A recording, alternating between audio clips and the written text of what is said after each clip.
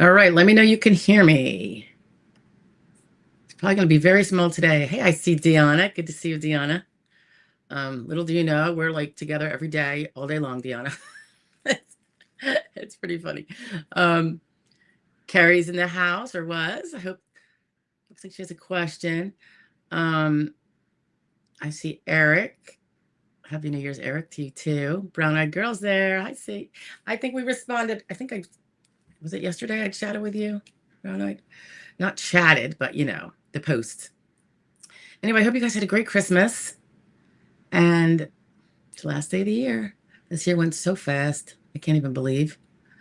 Um, yeah, we're kind of in hearing mode right now. So everything we're doing is like for a slew of upcoming hearings and perfecting briefs and all that kind of business. Some of the stuff that you can't do until the last month or so. I like to go 2 months, but sometimes, you just find yourself hustling a lot when there's a bunch of them. So it's all good though in the end. Keeps us busy. So let's get to it. I expect it to be small. I don't know if you guys saw, um, I have to drive and it's supposed to snow. And I'm in the central PA and I have to get back east. So I plan on closing this down at 2. And of course we'll be here next week. And yeah, just getting all the questions in I can before 2. If it's like last week, we only went like 45 minutes. So it was holiday, it was Christmas Eve. So I kind of anticipate that might be a little slow here also, which is works out very well since I have to leave at 2. And I just don't want to drive through snow. It's Route 81 and Route 80 and all that business. So all right, let's see what we got here. Carrie says, well, wishes in the new year. You too, Carrie. May SSA rule in our favor. Yes, every single one of you. Your paperwork is in. She's activated her health portal, sending updates and making sure my PC, I think she means her primary care provider, had her function report. What's next? Anything else to help? I do wonder about what function report and what stage are you in, Carrie? Um, the only the only potential problem I see with ever sending something like a function report, which is nothing really to do with your doctor, except that you want him to know of all your complaints, right? And I suppose in theory that would be helpful if he doesn't take good notes and doesn't record things, which is possible. But I wonder I don't know, what the subtle implications can be when SSA orders those records from that doctor. And here it shows that you got him in a function report where you're telling him kind of like, this is what I'm telling the SSA. Please go along with it. I don't know if little paranoia on the other side could be like, oh my God, she and her doctor are a little overly in cahoots here. That's the only maybe slight risk I would say um, to doing that.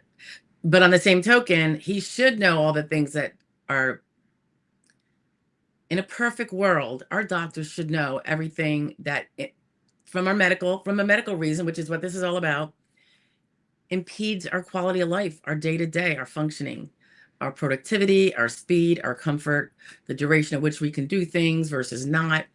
So it is all excellent information for him to have if he's the kind of doctor that cares about the whole body of the person. I think those are becoming few and far between. I just think modern life and insurance companies that rule the day, including pharma, I think they kind of prevent doctors from being the old school as a regular rule of caring in depthly about each and every patient. It just doesn't seem like it's the common thing these days. So, because normally I would think that would be great information, and I still think it might be. It certainly holds him accountable. Like if something were to happen, and he said, "We didn't know that about her." Well, yes, you did, because meaning like just medically malpractice or something like making a poor judgment. I didn't know she had trouble walking far. She didn't look like that when she would be in my office for all of 2 minutes. Well, that's what she sent you a whole report that described it. So I suppose for a completely unrelated reason, it could be good. But I do have concerns um, about the implication to an adjudicator that it means that the doctor is just your parent. I've seen things in They would be in the ALJ decisions by the time they probably got there, when they disregarded a doctor's opinion overall because they said he's just parroting his patient, and it's not really a medical finding. It's just a parrot. So just be careful about that. It would be nice if it didn't show up in the medical records. But on the same token, we're always saying that your complaint should show up in the medical records. So one of our complaints is that the doctors and the medical assistants and all that don't record everything we complain about reliably. So that's a little bit of a, I don't know. There's risks and there's pros and there's cons, I guess. I don't know. What do you guys think about it? All righty. Deanna. Happy New Year, Deanna. I'll tell you an interesting event. Names shall not be included, but sent in to the SSA a prior attorney's withdrawal and waiver of fee letter for a newer client. Not super new, but 2025 is considered newer clients. And SSA screwed up and disconnected me, sent a letter to the client saying, so we have removed your attorney, Stephanie Joy, as your representative pursuant to the letter saying she was withdrawing. It's like, no, the letter that was sent was, here is the prior attorney's withdrawal, because you don't want more than one on there. And ideally you have a withdrawal with a waiver of fee. We've talked about this in the fee videos. And these bozos obviously aren't reading anything. They just, they mixed up the cover letter from me saying, here's the other attorney's thing with the other attorney's thing that was sent like back in June or something.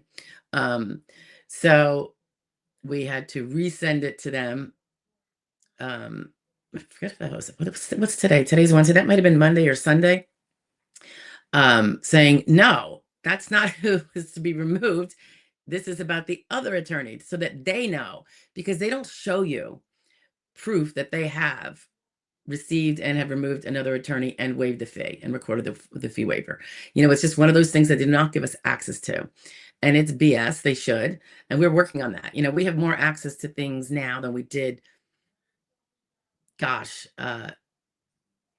we got some access in 2020, that year in of the first year of COVID.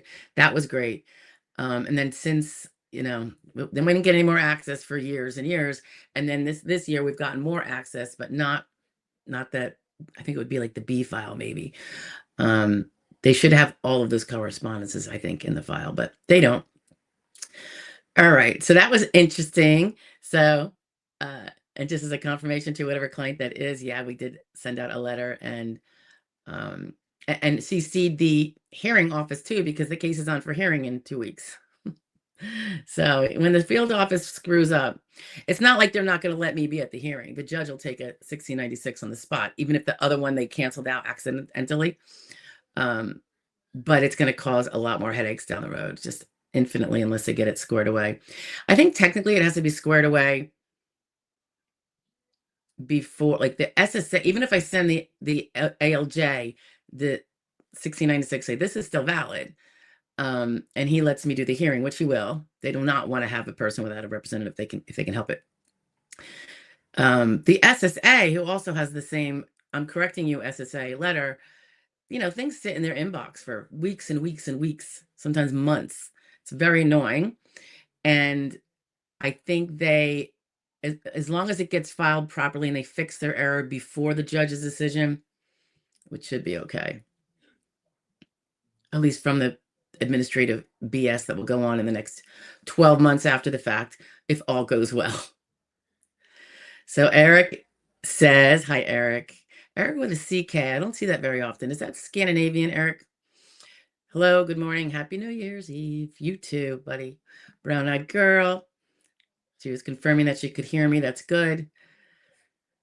Okay, Deanna was confirming she can hear me. Thank you, Deanna. Talis Wecker. Funny t-shirt. Happy New Year, MILF. I'll listen to you. You're funny. Queen of SSA. Michael, you were so funny. You were funny, funny, funny. Brown Eyed Girl says, it's taking forever on my claim right now in reconsideration. Yeah, I have a guy that's been on reconsideration for over a year. It's completely a travesty. I have been out of work for 3+ years. What are your thoughts on me taking, oh, you asked me this before. Deduction from 401k, I'm 59 and a half, pros and cons. All right, so I think I did something, you posted this somewhere in the last few days, right, Brown Eyed? And I think, when we have to survive if we're not working, we don't have any other recourse. I know a lot of people who have taken from their 401k. And it breaks my heart, guys, because I haven't worked for a company that gives 401ks since I was like 22 or something. My first job out of college was in finance at Prudential, and then I quit after 2 years and went to law school. So New York was my stomping ground, New York, New Jersey. But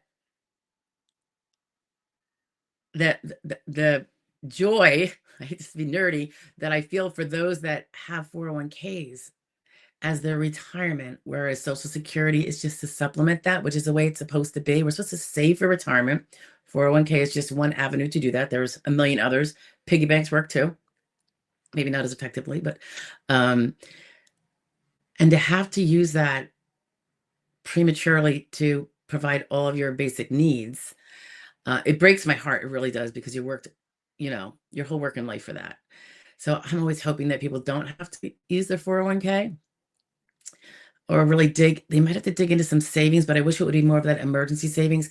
And what I'm always trying to urge, and I'm sure it's really annoying to people to hear me say this, but I keep saying it, if we can downsize our budget so that if we do have to take from our savings, we are taking far less than we would otherwise.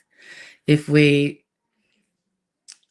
live at I don't know what else, we'll throw a number out there, $5,000 a month level, and suddenly we don't have $5,000 coming in from our job while we're fighting an SSD case, which could be a year, 2 years more. Maybe not, hopefully not, but you know how it is. Sometimes people get denied and have to restart all over, and it's many years. If they can do whatever they can, I think what I had said to Brown and I in this before was, sometimes people sell a home it's oversized for them anyway. The kids are out of the house, and try not to spend the capital, the gains, or whatever it is. It's probably, well, it's the gains plus whatever you bought it for. But the point is, you have this pile of cash. Unless you're going to buy something that would be suitable for your income when you are on limited Social Security income anyway, like something that's more within our means. And it gives you have more time to do it thoughtfully and not in a panic. Sometimes people will sell and they'll go live with family for a year. It's not most comfortable, but it will leave you potentially, if you have good family or loved ones or very close friends that are like family, leave you in a much better spot in a year than being dirt broke. And now you've got your meager Social Security income coming in. I'm always like, maybe go to get a burner phone and don't pay $80, $90, $100 a month for AT&T on an iPhone, or, there's things to do. And it's, we shop differently. I know in leaner times, years in the past, when I did things like, I did the challenges like how to feed your family of four on $100 a week, and it's doable. It's got to be really thoughtful. You don't let stuff go to waste like you do when you're a little more flush, half gallon of milk in the garbage because it went bad because no one drank it. You learn to do things differently.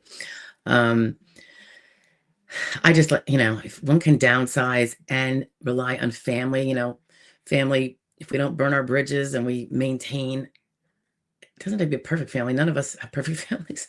But if we have one that we know will let us rely on them if times are down, just as we would let them rely on us, it can make for such a different outcome. Imagine having a place of your own with no mortgage and you're living on SSD and then, of course, SSR, but you don't have to pay a mortgage. You picked a place with a low property tax rate, and it'll make life for the rest of your life much more easy than continuing to live as most of us do while we're working, a little higher on the hog than perhaps we should be. So anyway, that's all I'm going to say about that. I know I preach. But I've made all the mistakes, and I wasn't disabled. I made them anyway. So I can speak to this because I did a lot of stupid things when I was younger. I always thought, tomorrow's always going to be, there's always tomorrow, Brown Eyed is in Georgia.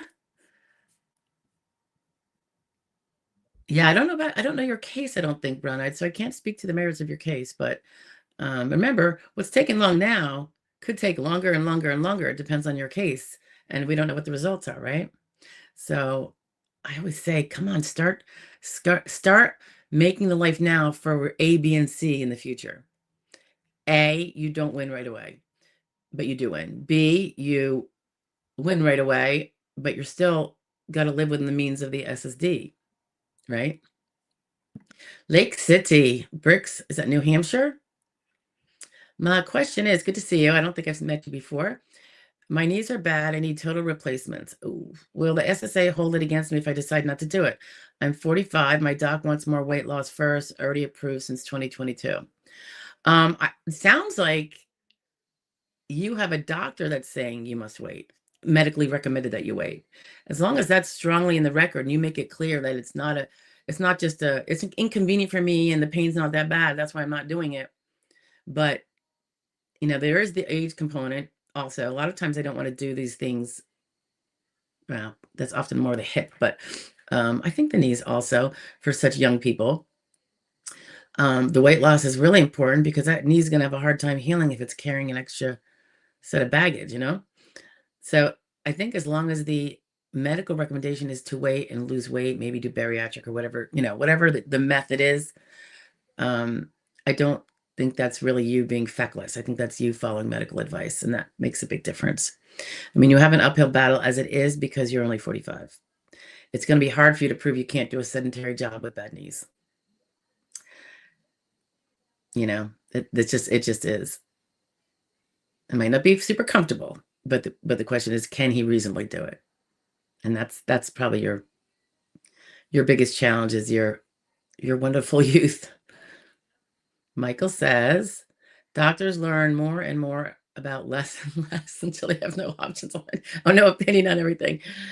I can't really disagree with you as a general stereotype, Michael, and it's troubling, and I see it, gosh, hugely because of my field, but I've also seen it in my own personal life with my family members, and it's very disturbing.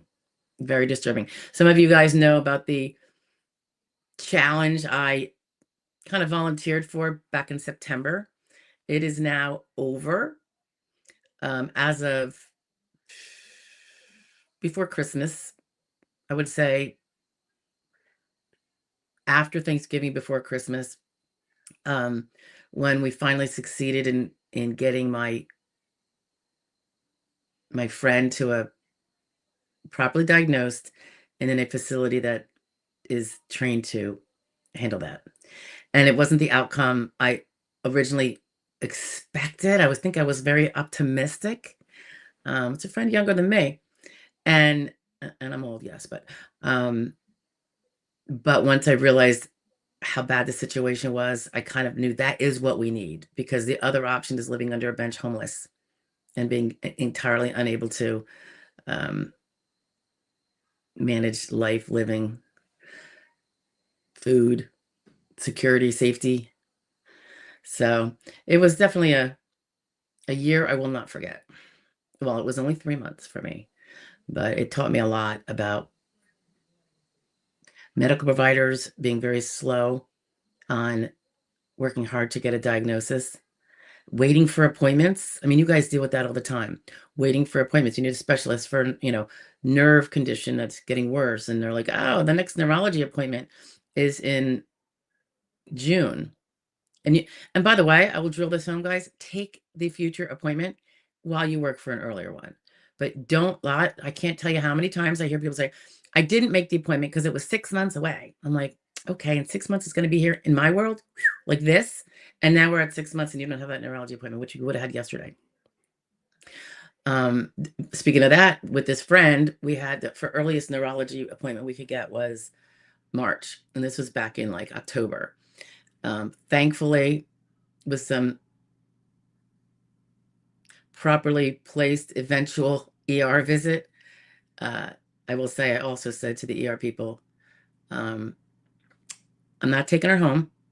So if you plan on discharging her, I suggest you drive her home, which is really close to the hospital. And I suggest you call the police and tell them that she's going to need a welfare check twice a day. I go, I'm not taking her home. I go, I will not live with that. I'm like, you guys need to do something.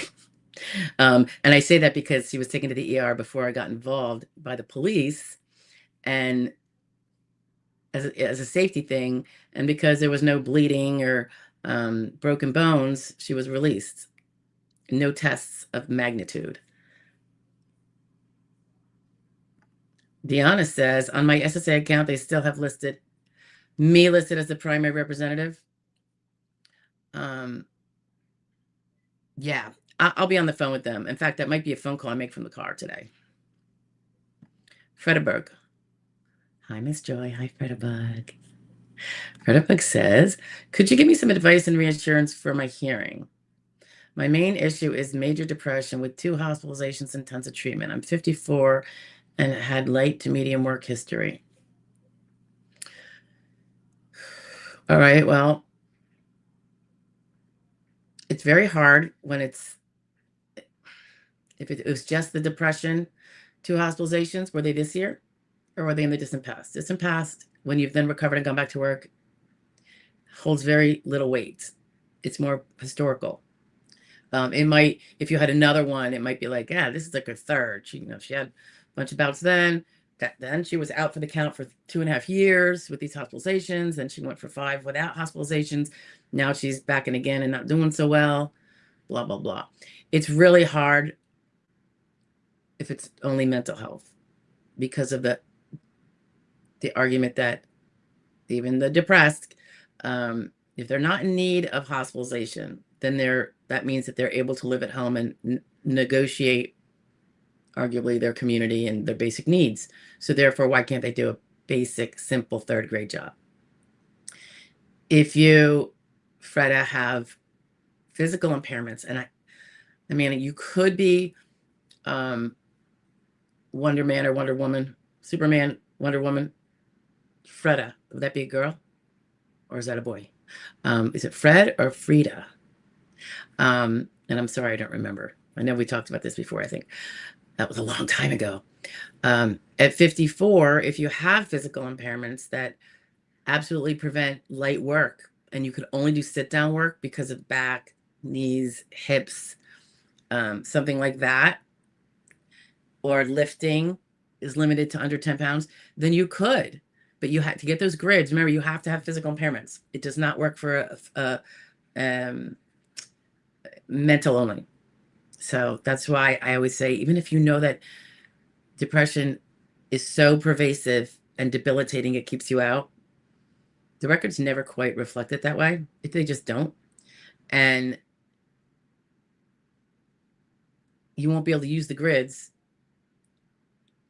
because you don't have the physical. You have to hit that criteria of something being physical because you have to prove that your exertional is down to sedentary. That's physical. So try to I assume you've already done this, that you've worked on the physical, you're getting physical, robust treatment. Because when people can't do light work, it's pretty significant limitations. It's a big change in life when you have to do everything sedentary. So one would expect that one would be pursuing medical solutions, remedies. It could be palliative or it could be curative, even if temporary, like injections every 3 months, and then they wear out and then you do them again. But something continuous like that, I think. Right, it says I have some minor, moderate physical issues as well. Those are the ones that you should have been jumping on heavily because it's going to be very difficult to win on the minor. You may have already, and they might already show that you're limited to sedentary. What that tells me is if your work was light and moderate before in the 5-year window, you will win that prong of the grid that you can't do prior work. And then you just have to prove that you cannot transfer the skills, if any existed in that prior work, transferable skills, you yourself could not transfer them. And that's where the mental health can come in for that prong. So it's not that the mental health isn't important. It's just it won't win the day by itself. It's just one of the many things we have to add in. Tiger bites in the house. I have SSDI claim pending during this time. I was approved for early retirement. It showed payment for 2 months now gone. Does SSDI claim causing changes? It's pending SSDI claim. And just for the record, guys, you can always file for early retirement if you're 62 or older, despite having a pending SSDI claim. If you win your early retirement claim and they start paying you, and you don't win your SSDI claim, now you're stuck with the 30%, 35% discounted Social Security retirement payment forever.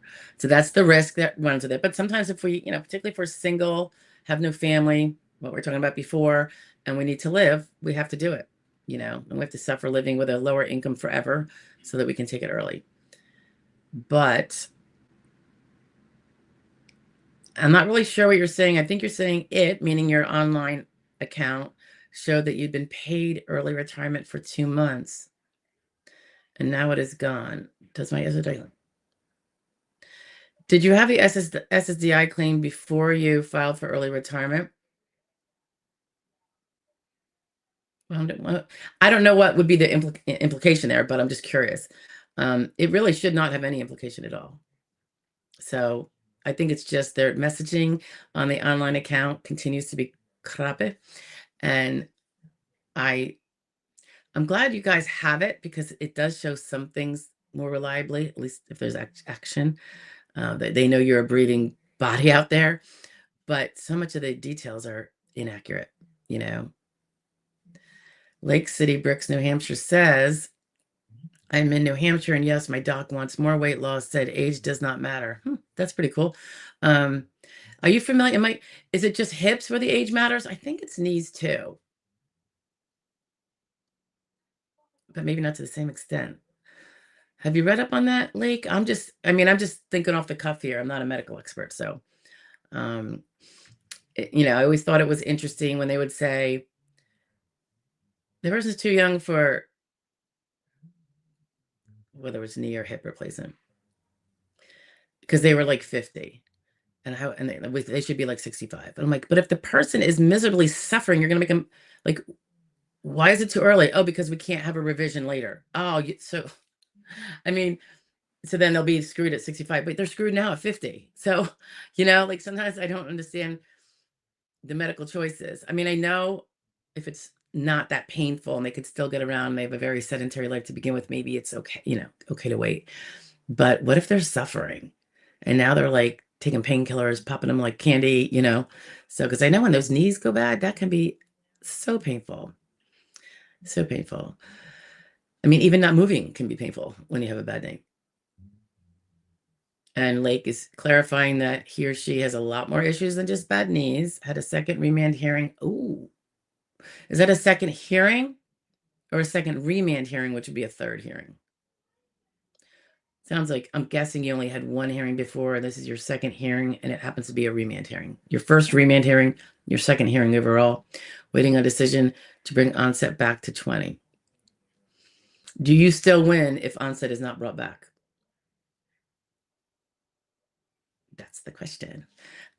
Not because you don't want it to be brought back, because it's bigger back benefits for you, but I always say never. The biggest grab, the big part of the basket is the winning overall, and then the nuances of how much back benefits is the frosting. And I say that only because of the people that don't win it all. I prioritize it a little bit like that. Not to, oh, Beth is in the house. Hey, Beth. Oh, she's talking to Brown Eyed. I don't want to interfere. Zen says, for mental health cases, have you found that ALJs give more importance to medications, prescribers like NP psychiatrists, than they do with therapy? I feel like they're two different things. I've had ALJs when the person only had a psychiatrist who met them every 3 months for medications management, which is the way it typically is these days. Probably not universally, but definitely the majority throughout the country. And the ALJ would give less um, weight to a psychiatrist's opinion on how the person is doing day to day because he only sees them every 3 months for 15 minutes for medications management. So in that case, the higher credentialed person prescribing the medications was not given as much weight for the important things like the day-to-day struggles as a therapist. So when the person forewent, because I have people that just they don't go to therapy, and I nag them to death because that's what I do, because they have a psychiatrist and they didn't find talk therapy helpful. And I always say, I get it. I'm not telling you to go because it's going to help you. You personally. I'm telling you because it'll help your case. And if you win your case, that will probably help you personally. So, there's always, I always have to drill home. I'm talking about legal evidence. I'm not talking about what's going to cure you or even make it better. And then it's ultimately up to them. There's different theories. Like some people say sometimes it's better not to dredge up old, bad, horrible things. If the person is kind of getting by okay without it, with some more mild struggles, than to open up the can of worms and have them dig through it. And I think that's mental health theories out there, like better to drag it out because it's stuck in there. I don't know the answer to that. So I have seen where someone who is getting by okay, this would be a veteran, um, and got along for years okay, self-medicating, in ways that are now legal but did not used to be, if you get my drift. And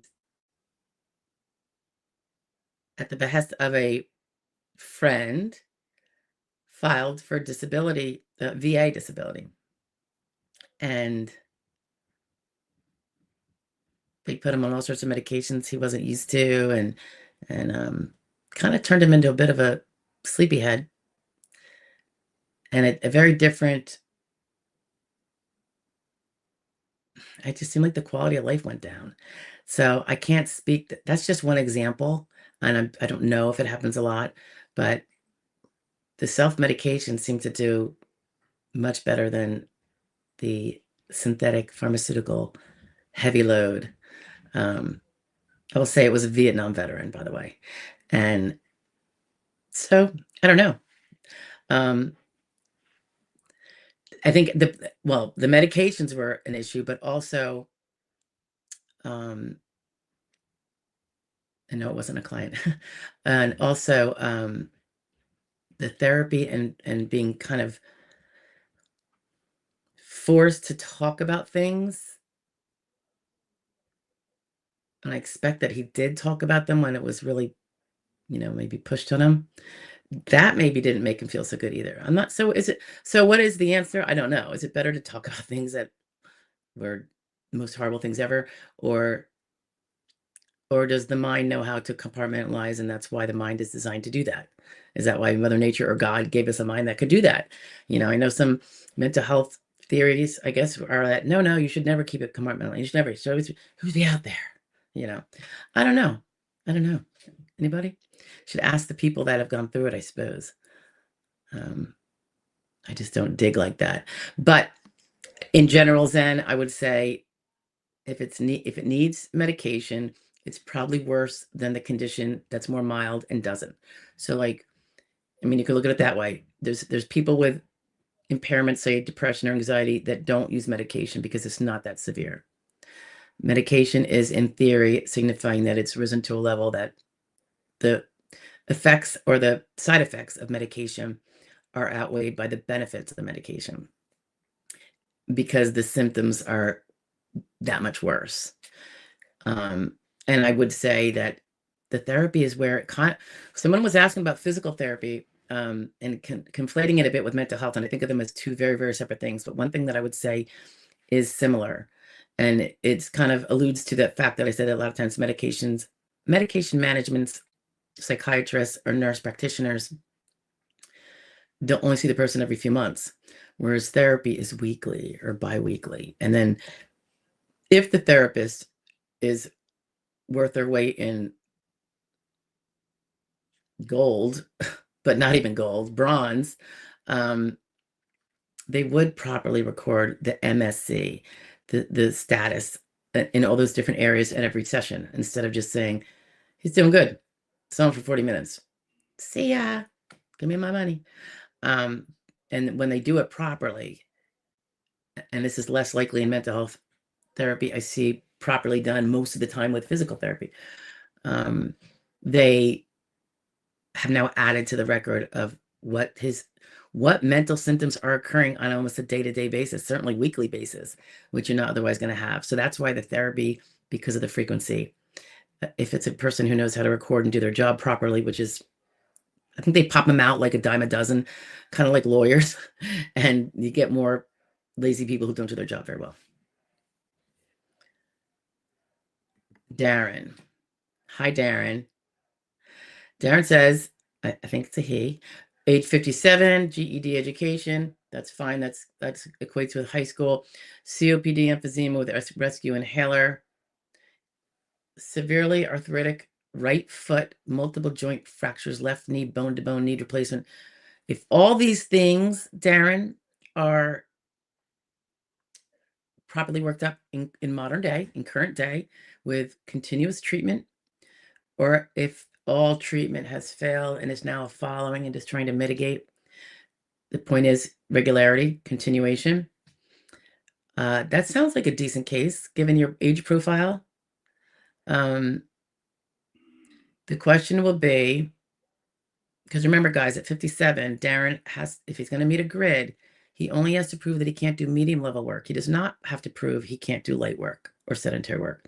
So as long as so even if he could do lifting 18 pounds throughout the day, if he could still do that and could even still be on his feet 6 to 8 hours, which sounds very hard with what you've talked about, Darren, but let's say even you still could, you could still prevail on a grid because you can't do medium work, which is over 20 pounds, lifting over 20 pounds.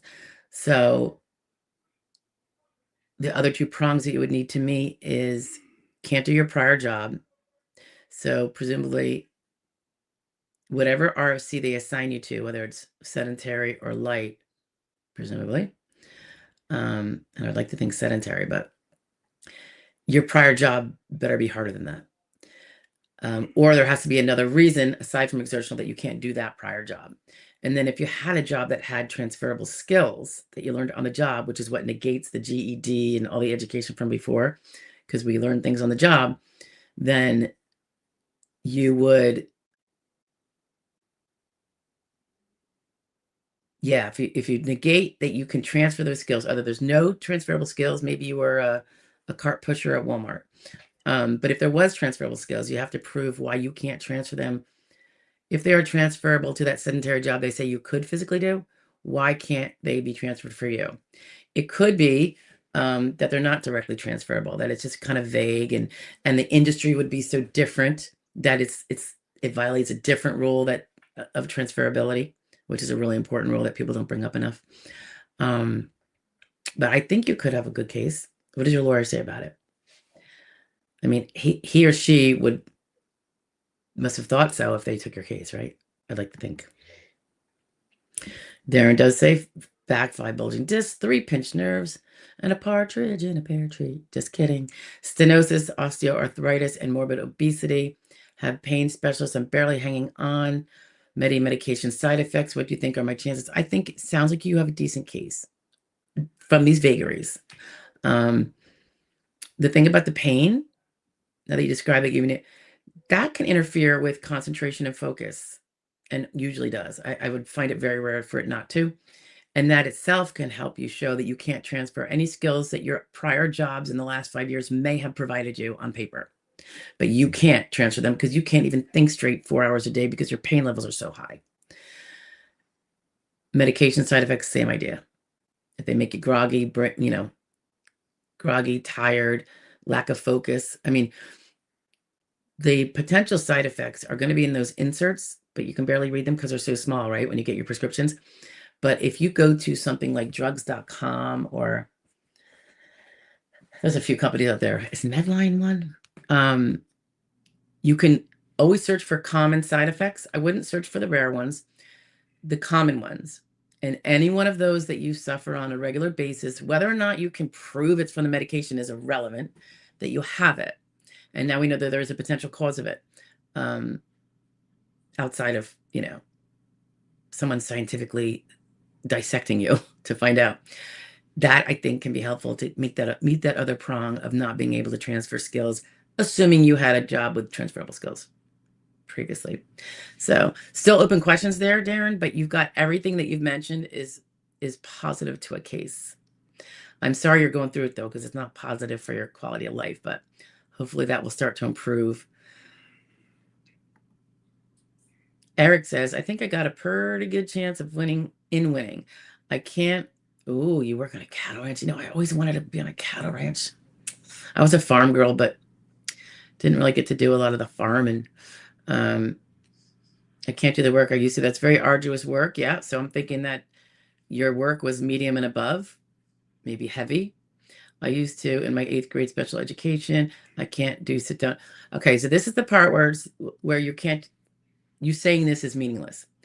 I can't do sit down office work. Do you have a broken butt? Fractured tailbone? Why can't you sit down for an 8-hour day with regular breaks to go stretch? That is just saying I can't sit down and do office work. No one says you have to do office work. They're saying, can you do a sit down job? Don't you try to be the vocational expert that says all sit down jobs are office work. Office work, I mean, a janitor's office work. That's not, I mean, it's in an office. It's not sit down though. But sometimes sitting down is an information clerk. When people come into the welcome center and your only job is to say bathrooms, 3rd door to the right, ma'am. You can't do that. All sit down jobs are not office work. So sometimes they are small parts assembly, putting things together, stuffing envelopes, so to speak. So be careful with that. But on your side, and I don't know what your age range is, so that's your whole vocational profile, I don't think. Your work was obviously, if it was in the last 5 years, it was very arduous and heavy. So that's always in your favor, particularly if you're over 50 and wanting to meet a grid. If you're under 50, not being able to do your prior job is only part of the burden. You have to prove all those other jobs too, including that sit down information clerk one I was just telling you about, where you can get up when you want and stretch and whatever. Okay. It's very warm in here, guys. So if I'm looking a little rosy, that's why. I had a jacket on before. Virginia Gomez. Hi, Virginia. Good to see you. She says, good morning, Chica. 52 from California. Letter said, we have processed 3 of 3 steps of your application. We made a decision to deny on December 30th. We conducted a non-medical. Why do they do the non-medical again?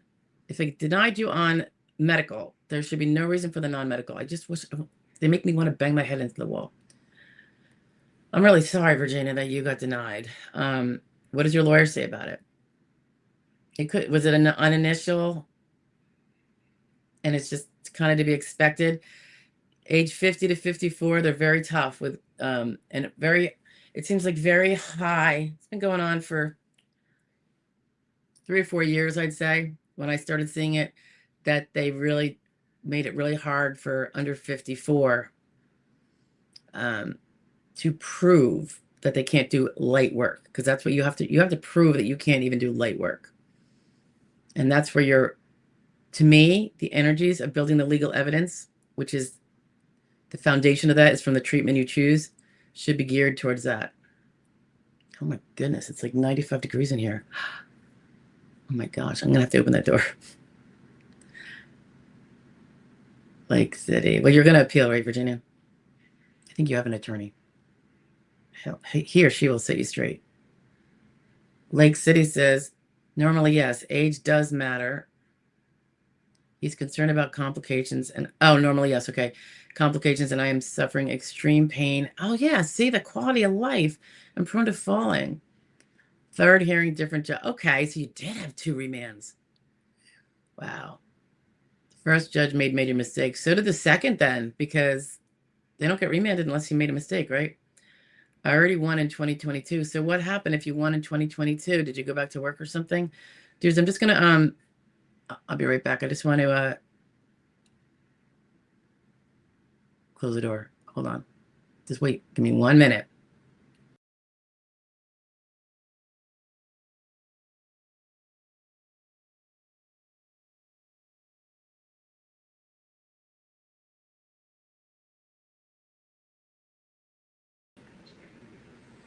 All right, I'm back on. I opened the door, I didn't close it. I misspoke. But it was like becoming a sauna in here. All right, Tiger Bite says the portal stated I was approved and it showed for 2 months with payment. That was approved for early retirement, which is easy. You can't be disproved as long as you're 62 and did all, paid in for the credits. Now only payment section is gone. I was wondering if SSD claim caused the payment. I don't know why that would cause the payment of early retirement to disappear from your portal. And I don't want to sound hopeful here because this is completely fabricated imagination stuff I'm about to say. But if you were to win your SSDI, the payment would now be completely different than what you're getting, right? It's going to be like 50% higher. So, because that's the difference, guys, between early retirement and SSD. It's huge. So, but as far as you know, you're still in the middle of an SSDI claim. So I don't know. That's interesting. Like, why would they take the current payment off unless it's going to change? And the only way it would change is if you want SSD. But that's too unicorn wishing to be taken seriously, what I just said. You're welcome, Zen. Oh, Eric, I have no idea your chances. They don't put out stats books. All right. And let me just see. Did you tell me your age, Eric? Let me just scroll up and see if you tell me your age. Because the age says whether or not you can apply a grid to you. No, you did not tell me your age. So unfortunately, I can't even say which things are going to be powerful. Can't really predict winning. Sometimes I can be like, I think you sound like a good case. Like it's the kind of case I would take, but I can't necessarily do that. All right. So we got some mental health problems. That's probably not going to, if you've been able to work since you had those problems, they probably will not suffice to say, now you can't unless something drastically different is showing up in the medical records, mental health records. But the physical problems, and you did say those, right? Oh, no, you didn't talk about any physical problems. You just said you used to have a physical job. Carrie says, trying to get different crumbs for likely consideration. Should I work up late effects from radiation? Do you mean latent effects? Wondering about, or do you mean ongoing effects? Every limitation you have, every, guys. You know me, I'm all about not just the big stuff. You got to go after all those little things that interfere with any of those tasks on number 20 on the function report. Look at that list and think long and hard. Can you do those like a rocket scientist? And if you can't, then you start addressing why something is less than Supermanish there. That's what I do. That's how we get it done. Wondering about composite jobs, quick and dirty on composite jobs. Oh, Carrie, you must have seen that video came out, right? Yeah. Are you a member? Video series is coming out, guys. It's 3 videos. I don't think it's started yet. It might start this week. Composite jobs is very ignored. I think so many jobs are composite jobs. And when it comes down to step 4, can you do your prior job? They can't use a DOT description as covering your composite job because a composite job has no DOT listing, because a composite job is Like, yeah, I'm a retail manager in a retail store. And manager, the idea is, oh, works with people, supervises them, keeps a schedule, sends in reports. Sounds very desk jobby. But we all know that managers in establishments like that, food, retail, clothing, grocery, do a lot of physical stuff, including filling in whenever someone calls out sick on their slot. Oh, you got to work in the deli and start butchering meat? Oh, yeah. Um, so that manager job is really more like a composite job. And it definitely helps with step 4, which means it's very, very important for those over 50. Can definitely help those under 50 as well, although you have that still much higher burden to begin with, but at least it can help you on step 4. Then you still have to disprove step 5. But there will be a 3-parter, and I think I put it out for members in full instead of breaking it up into the shorter segments that I prefer to do so that no one has to listen for half hour, an hour. Eventually I'll get the long one up there too, but I wanted to break it out for everybody else, in time, starting right away, and then the members can just see the whole thing. You're welcome, Eric. George is in the house. Hey, George. Happy New Year to all, he says. That's awesome. What are we at? 137. Brown Eyed Girl says, it's really crazy that we came to you because we can't even get a return call from our attorney. I will be reviewing your video on that subject. Thank you. You're the best. Oh, that's really sweet. I will say they are busy. I carve out the time because that's what I designed it to do. But I also use the portal. And I can't tell you, I don't understand why other attorneys don't love it as much as I do. Every question gets answered, although I think I'm a little slow this week. Guys, I'm sorry. There might be some that are a few days old. But the holidays have been a little interruptive. We had some company. My father-in-law came. Yeah, left on Sunday. And he left right at the same time we were leaving to come to Central PA. But they'll all get done for sure. And probably by this weekend. But normally within like 1 to 2 days, someone messages a question. They're not going to get phone calls from me because obviously then I wouldn't be able to do any of my work, but they will get a text. I could be texting someone a response while I'm in some other more boring mandatory meeting where I'm just kind of like not really the main dude in the meeting. That's how I get a lot of stuff done. Multitasking. But also just in the evenings or, and then, team members can really jump in there for the simple stuff. It's really kind of great. I don't know why they don't use it. Lake City says, applied in 20, got denied. Applied in 2020, got denied, went through the whole process at AC, then reapplied in 1. First law firm, ADA, whatever that means, doesn't do appellate work, withdrew after losing. Hard local attorney, we won, she doesn't do appellate. If by appellate, are they not doing appeals council appeals, or are they not taking it to federal court? It is 2 different animals. One is embedded in the administrative law of the Social Security agency, the administrative law, and the other one is going right to federal district court under regular court. So we don't do that either, but we just refer out. And there's, the really good FDC attorneys are very picky. They're not taking a case just because you lost.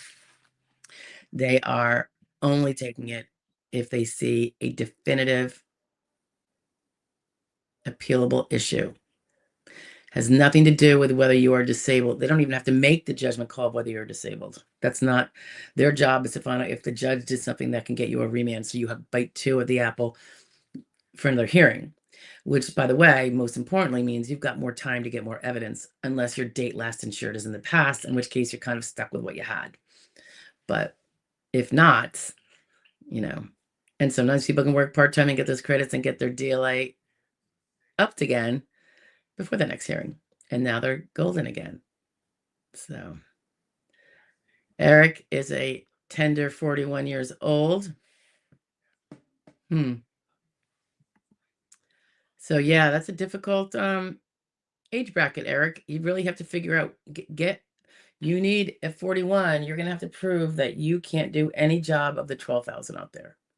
Specifically because the tasks of that job, as described by the DOT or similarly reliable sources, describe a job that your doctors describe you as not being able to do. That task. They don't have to refer to the job. In fact, they shouldn't refer to the job. So, mental, all right, so you can't do maybe a high concentration job.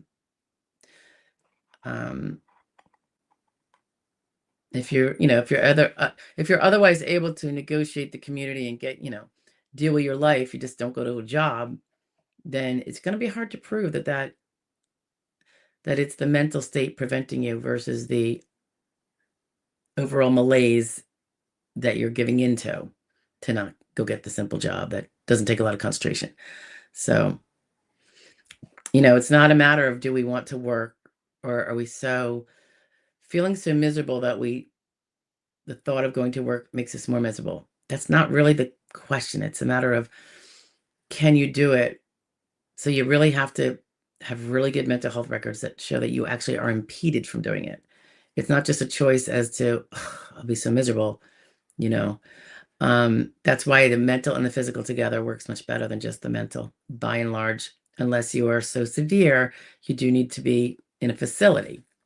That is a definite sign of severity, because you can't take care of yourself. Sometimes it's, it doesn't have to be forever either. Sometimes it's for X amount of months, that person needs to get stable. Like the medications aren't working.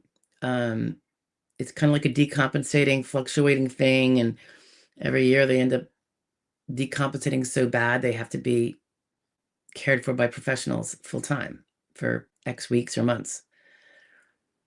A repetitive nature of that can be strong evidence of how tenuous it is, even without working for those 9 months in between. That if the pressures of work, and I believe there's pressure with every job, of course, when they say it's a no stress job, I'm like, just showing up to work is stress, and for people who have low stress tolerance, particularly if they're already injured mentally, that can make all the difference in the world. So it's not easy at 41, but I hope one way or the other you get some relief there. Hey, Sunflower, good to see you. What specifically is Social Security looking for in medical records to show you can't do light work? Light work means being on your feet at least 6 of 8 hours, or up to 6 out of 8 hours. Or is there medical impairments that prevent that? Do you have feet problems that would make being on your feet for 6 hours excruciating or highly uncomfortable? Do you have instability on your feet? Are you a fall risk? Are you able to walk, but you really need a cane if it's more than a few minutes? Those can help eliminate light work. They won't eliminate sedentary work, but if you're of a certain age group, you don't need to eliminate sedentary work. You just have to eliminate light work. Light work also requires that you can lift up to 20 pounds. So if you can't lift 15 pounds, I would be arguing I couldn't do light work. And remember it this way, 15 pounds, people go, that's not that much weight, because they're thinking like a full-blown body is 100 pounds, right? Or more. 15 pounds is less than almost 2 gallons of milk at one time. 2 gallons of milk is probably about 16 pounds. And to me, that seems heavy for lifting and carrying. So feet problems, hip problems, knee problems, back problems can all be preventive of light work. Not just light work, they can be preventive of other kinds of work too, but we're just talking about light, right? The lifting component, that can sometimes be affected if you have a damaged cervical spine too. Neck problems, but maybe your lumbar is fine. But it seems like a lot of people with neck impairment, cervical spine impairments, it gets very aggravated if they lift other than extremely light. How many ounces is this? Yeah, almost 17 ounces. So over, this is a pound, say. You know, like if they have to lift 6 of these, it would be hard. And that's what, under 10 pounds still. So I would look to things like that. How can this be shown in the record, she says, when you are unable to do it? It's from the impairments. You know, people say, yeah, I'm going to get a restriction from my doctor where you can tell me how much I shouldn't lift over. Just be careful, because sometimes they'll say 25 pounds. It seems to be a very popular, they get it from the workers' comp idea, but they don't realize you're not talking about workers' comp. And workers' comp is usually a faux limitation, in my opinion. They might say 25, and that just says that you can do medium level work, not even be limited to light, you know? So be careful when you ask for restrictions, unless it is clear to him that you can't lift more than 10 pounds. Or if you're trying, yeah, like if you're trying to show you can't do light work, you need to show you can't lift more than 10 pounds. And you can't do that 6 hours of standing. Follow? Oh, you're 56, Sunflower. You don't need to prove that you can't do light work. You had to prove that when you were under 55. You have to prove that you can't do medium work. That means you can't lift more than 20 pounds. So you can have a little bit more abilities and still be disabled. I forget where your case is at. You have a lawyer, though, if I recall. And hopefully it's going well.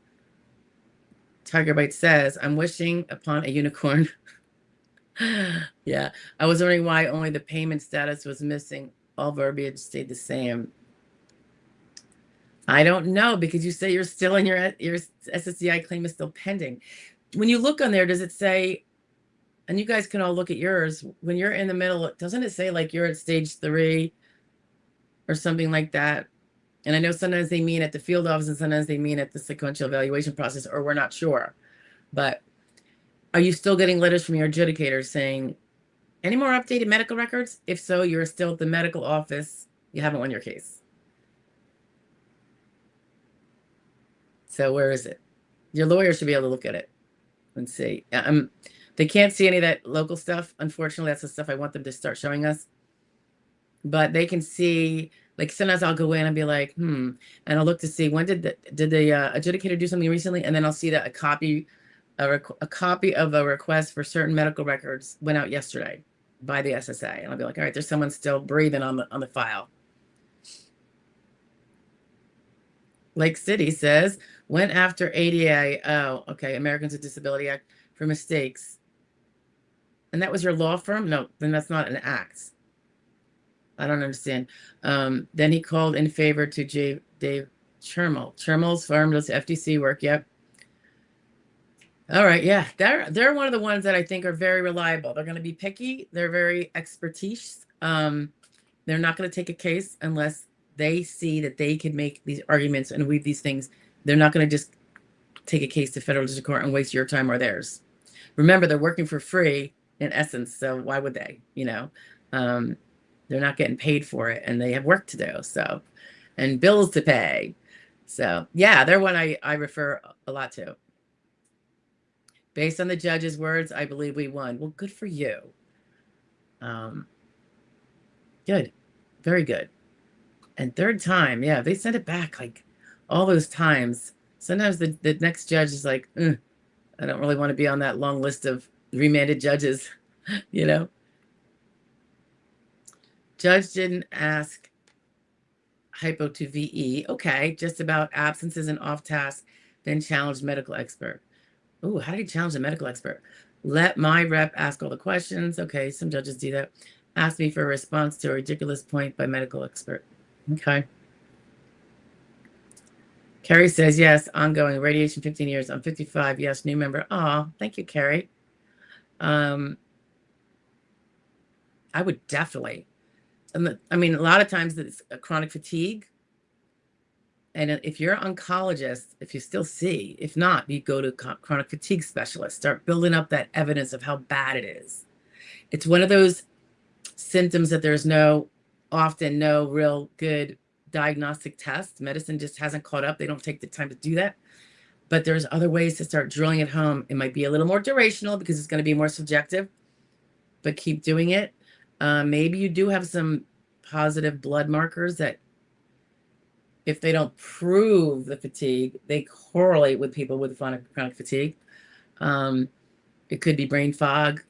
It could be, I know some people who have energy for like regular energy for their normal age for like 2 hours. And then they have to go nap for like 2 hours. And then they can be up and about, but not like they were those first 2 hours in the morning. It's like, what did one lady describe it to me as? It's like the gas tank is, I think she said the gas tank is small. So while there's gas in it, I can do a lot of stuff, but then it's gone because it doesn't hold a full day's need of gas, just like 2 hours. Virginia says number 2 got denied twice with non-medical. That doesn't really happen. It's not, I think you're saying non-medical. That means you didn't win the medical because, like I said, the non-medical doesn't do anything to the medical. This is my number 2 reapplying. I have inflammatory arthritis, lupus, and fibromyalgia, and have more red flags up the yin yang. I'm like, what the heck? Yeah. So did you just reapply, Virginia? Same lawyer, or what's going on with you? Forgive me, I don't remember the details. LC's in the house. When you have a lawyer for SSDI and you get awarded benefits, can you please confirm that the lawyer pays the taxes? Absolutely. We pay taxes on our income. I can't tell you how the tax process would work, but here's what I think, LC. When you get on, this is what I'm supposing. Talk to your tax professional, though. You should be doing that anyway. At least for that first year, in case you get back benefits, and how he can reduce those because some of them are attributable to other years when you weren't working and your tax bracket might be lower.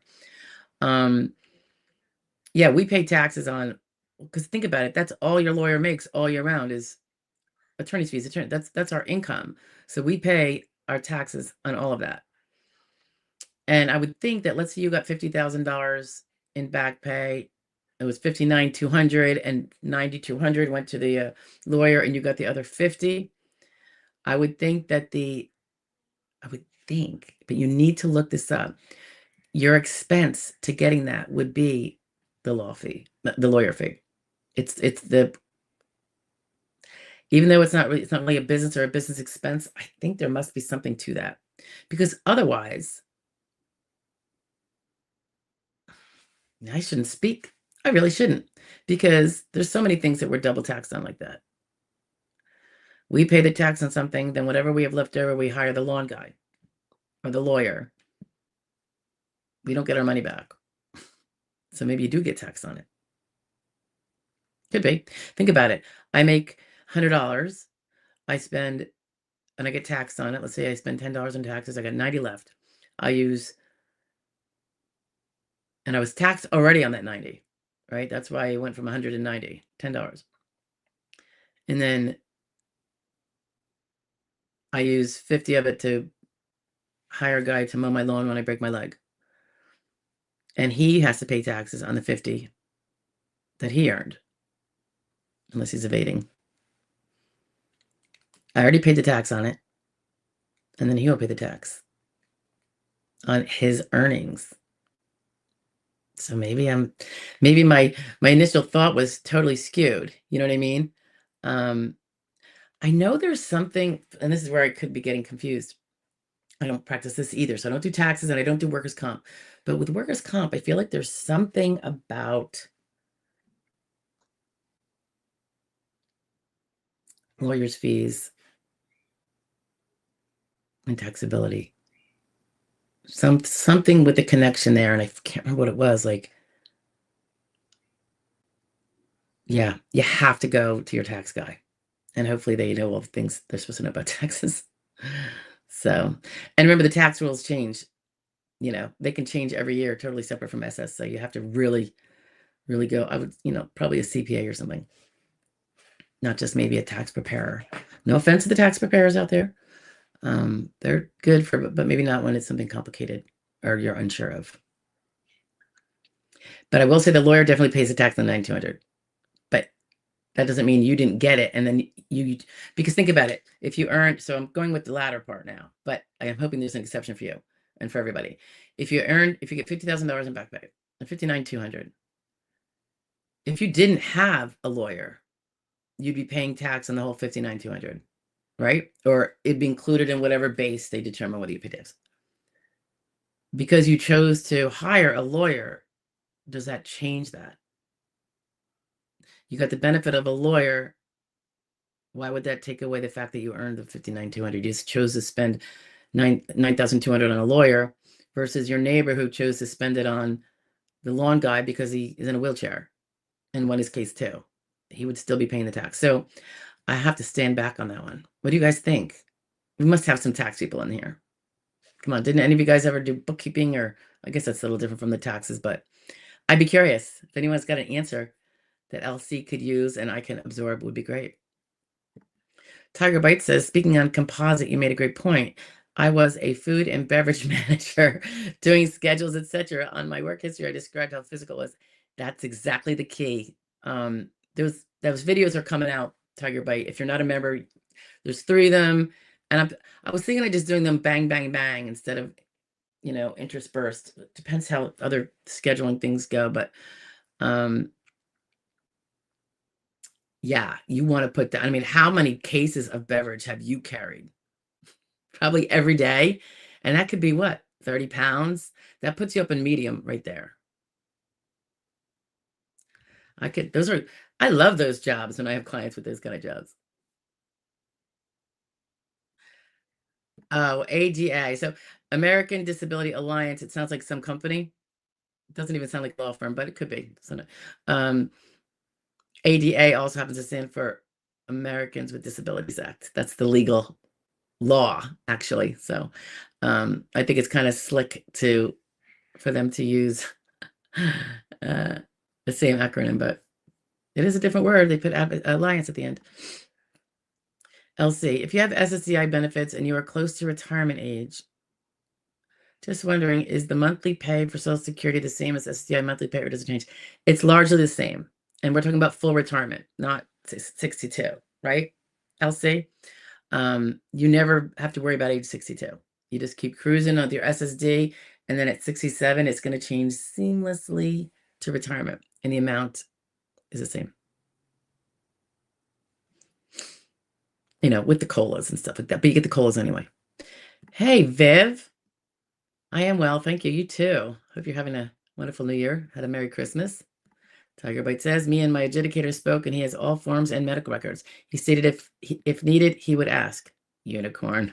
That's very good, Tiger. I would just add that if you have any new visits of merit, I would let him know. He's not a mind reader.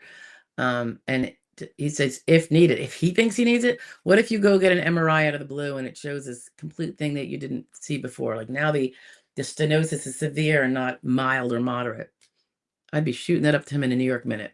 I wouldn't just tell him about it. I would get it to him because it definitely changes the condition, makes it worse. So yes, you don't have to keep calling him every day for no reason, but if you have something that's changed, I would get it up to him. Scott Lewis is in the house. Hey, Scott. You know Emma Lewis by marriage? Yep. So it's Stephanie Joy, but it's also Stephanie Lewis. Just finished going to all of my Social Security doctor's appointments. I'm 56 years old. I have type 1 diabetes. I'm sorry to hear that, Scott. I had 2 surgeries on my left knee, ruptured Achilles tendon on my right leg, arthritis. What should I expect moving forward? That would depend on your medical records. Are you treating for all those things you mentioned and anything that you haven't mentioned on an ongoing basis? Are you getting diagnostic tests? I assume have you been following up with the 2 surgeries on your left knee? Because if you're not, the implication is that those surgeries were wonderful. Made you 100% again. You're in a good age bracket, obviously, for the vocational profile.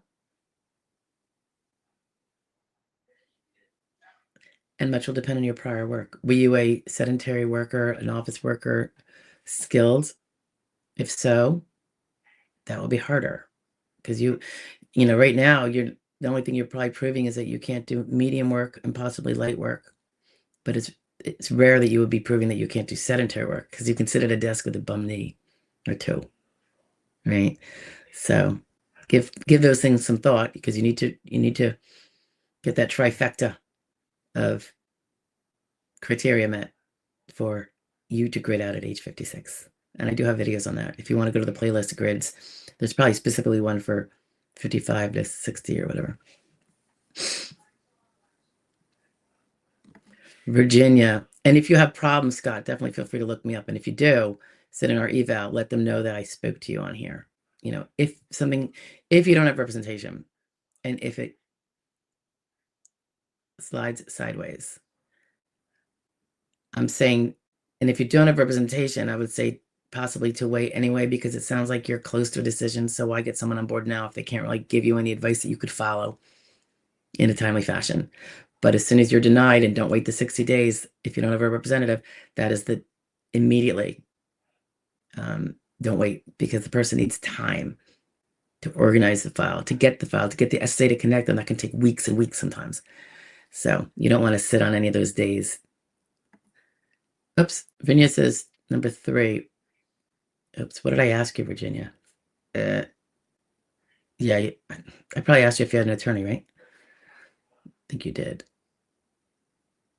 I'm sorry. See, when these are going back and forth, number 3, I'm like, what was number 2?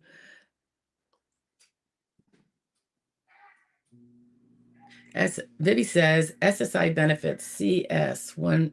Ooh, it's 2:00, guys. I'm gonna have to blow out of here. Shoot. No more questions. I'm just gonna finish what we have, okay? SSI benefits CS 1% here. Aw. Recon stage, mental health, meet listings in my 20s. Oh yeah, you're young. It's very unfair. Not that it's fair for anyone, but particularly our young. 0 work credit experience. You're going for SSI. 1 year evidence 10 years ago, but disability wasn't severe yet. Severe last 4 years. Just keep up the good fight. Keep it, hopefully you'll get better, Viv. And you can maybe get some part-time work. Then even if you're better enough to do part-time work, you can build the credits while still fighting for disability, because you would not be working SGA. You would just be working enough to get the credits. I push this like a rabid dog, don't I? Yeah, I don't recall what your problems are. Mental health sounds like, not physical. I don't know. It's tough. It has to be really, really severe in terms of functional, and the representations of that are how you function in society. Do you have friends? Do you go out? Do you go shopping? They all kind of lean towards not quite disabled enough, because if you could do that, why can't you do those same skills while getting paid to do them? Walking and talking and exchanging money and doing things like that. Robert, so glad you asked. Robert Godwin says, transferable skills for a CDL driver. I will say I've read this, and I keep meaning to try to dig this up because it came from SSA archives. I had it years ago on my computer then, probably. CDL driving, the ones applicable to being a CDL driver, not transferable. Because it's not that they're not skills. Goodness knows they're high skills for sure. They're not transferable to another job other than, driving an 18-wheeler is, or whatever it is. So that's good. If you are a manager, they might try to take those management skills and say, oh, your CDL stuff, we're not saying that's transferring to it, but those managers.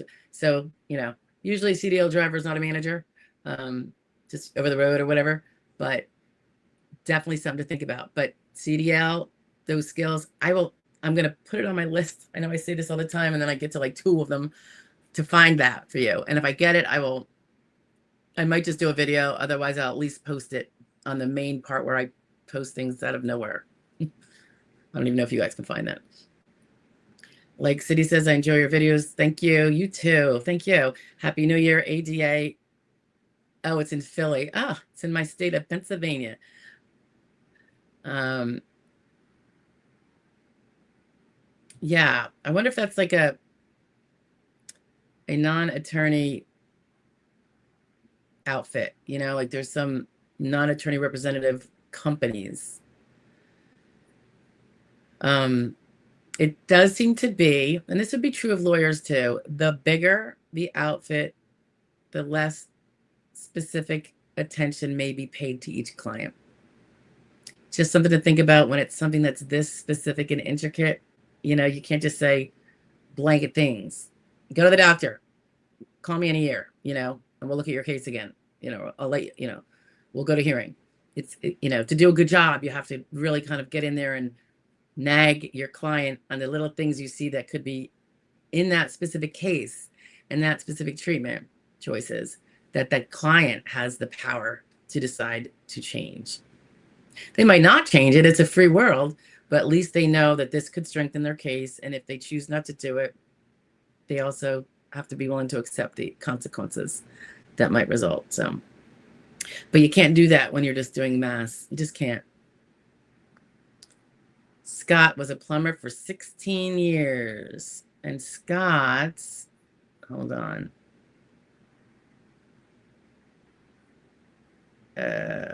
Yeah, that's an arduous job. And you had to do some heavy lifting of tools and stuff. And maybe something that's immovable that you have to make movable. Very heavy, right?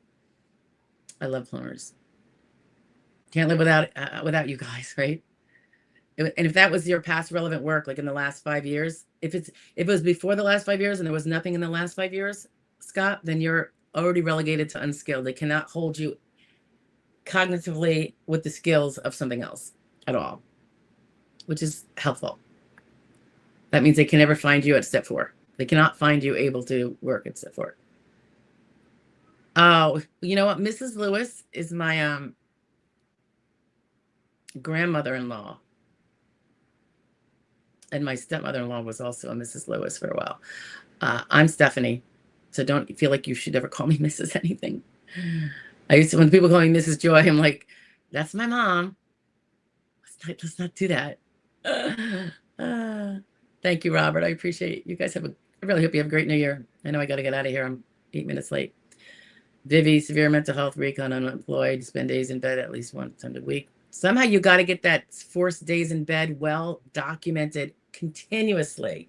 Like maybe you, every week you notify your therapist that I spent Monday to Wednesday in bed. I just couldn't get myself out. I just was crying all day and sleeping and did it, whatever it is. Or if you're, you know, let's say it's OCD and I couldn't leave my room because I had to keep going to the bathroom to wash my hands. And then I go back to my room to wash my door and then I have to go back to, I mean, whatever the case may be, I don't know what your particular mental health conditions are, but that stuff has got to be reported to that health professional, I think, because it's the only way to potentially get it continuously. So it builds credibility as being so. You know, when you're constantly always reporting what's going on, it's better than out of the blue saying one day, oh yeah, every week I'm in bed like 2 days because of depression. It's easy to say in hindsight, talk is cheap. But at least if you're kind of walking the walk the whole way, it might give itself a little bit more credibility. Eric, you're welcome. Thank you. Paul Sr., have a great New Year. You too. All right, kids. We are at the hour and 10 mark. I'm going to split now so I can hop on the road. I'm all packed up, ready to go. I hope you guys have a safe holiday.